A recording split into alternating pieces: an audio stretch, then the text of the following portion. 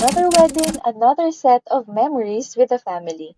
Welcome back sa second part ng ating wedding series and this time sa Naik Cavite naman tayo para sa wedding ng pinsan ng aking asawa.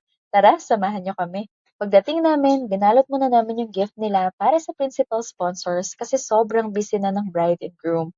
Nung hating gabi na, inasikaso naman namin yung program para sa kinabukasan at pinag-usapan kung sino-sino ang mga naka-assign sa mga bagay-bagay.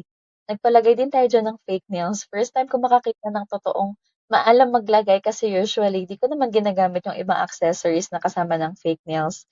Nag-setup na rin sila dito sa bahay kasi maghahanda rin sila sa bahay. Tapos nung matutulog na kami, naglatag kami sa may CR. Nakakamiss yung mga ganito kapag may gathering. Kasi madalas kasama natin yung mga pinsan natin. Bali ako lang pala dito yung hindi nila kadugo. Isang oras lang yung tulog namin, tapos gumising na kami ng maaga kasi morning yung wedding. Tatlo kaming naiwan kasi may mga dadalhin pa sa reception at hindi na rin kami nakasama sa simbahan. Kasama ko yung mga kapatid ng asawa ko habang siya naman ay nasa simbahan para mag-video ulit. Yung sasakyan na sinasakyan namin dumaan lang sa simbahan tapos dumiretso na rin kami sa reception area para asikasuhin yung mga kailangan doon at makapag-ready na rin para sa buong program. Parang may mini field trip dito kasi may mga batang naka-uniform tapos may mga mascot. Pag weekend may ganap talaga dito sa Torres Farm. Nagdatingan na nga yung mga bisita at dumating na rin ang bagong kasal.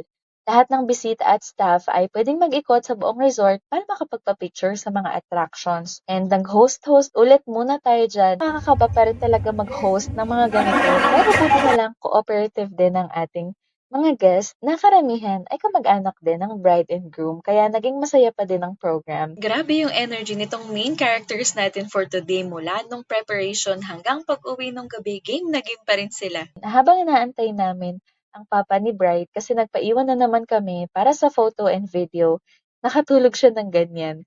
At umuwi na kami sa kanila. Natulog na kami agad pagdating, tapos pagising namin, pauwi na rin kami ulit sa Dasma. Tumabay na kami sa may sasakyan kasi medyo mahirap mag-commute dito. Hindi ko nga alam kung paano pumunta dito nang nakakommute. At pag-uwi namin, naglakad naman kami papunta sa McDo kasama yung kapatid ni husband at yung isang brother-in-law namin. Pagkatapos, umuwi na talaga kami. Totoo na talaga to.